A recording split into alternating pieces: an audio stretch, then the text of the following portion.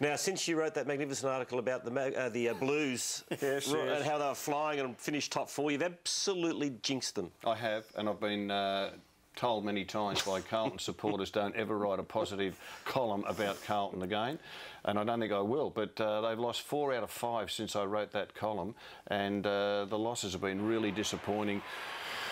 And I guess the thing is that their forward line's not functioning. Inside 50s were better this week, but... Yeah. They had more inside... Now, that's just a blind kick by Heath Scotland, who's a better player than that. They had more inside 50 entries. Yeah, but the quality of the ball going in leaves a lot to be desired. It was always going to be a year in which they had to experiment. O'Halpin was good early. He's out of the team at the moment. Henderson's a work in progress. The 3 little fellas, well, they'll have their up and down days. But, gee, it was disappointing that they really didn't give much of a yelp, and their start was just so bad, and they had so much to play for. And, you know, you talk about Matty Knights being under pressure. Any coach who loses a number of games in a row is always going to get it. Brett Ratton's starting to feel the heat, but, look, to be honest, I didn't think that they'd make final 8. They're 8 wins and 8 losses. I don't think they'll make the finals, and if they didn't, it wouldn't worry me one bit, because it's all 2 years down the track. This is the worry, though, Luke, that these are the 8 games that they've lost this year, and you can see percentage time in front. And it just drops away. Like, there were some games where they never got in front at all. They just got 3 or 4 goals kicked against them early, and that was about it. So there wasn't not a lot of fight in that team at the moment. Well, Brett Ratton's response is interesting, because he feels after the match that there is no pressure on Carlton, because a lot of the expectations, particularly from the media, weren't high. And he says, what are you blokes worrying about? Do you feel is there some pressure on you as a coach, or where you want to be? No, not really. I think, well, none of you blokes in this room had us in the finals. Correct?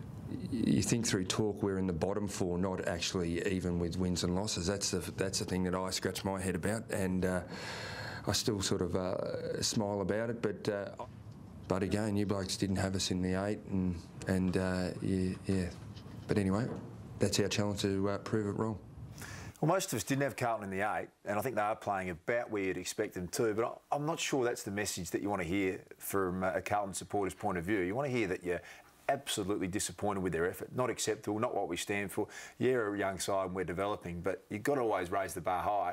And if no one else does, you hope the coach is the one that's setting the standard. So I thought that was not really a great message from the coach after the game. Yeah, fair enough.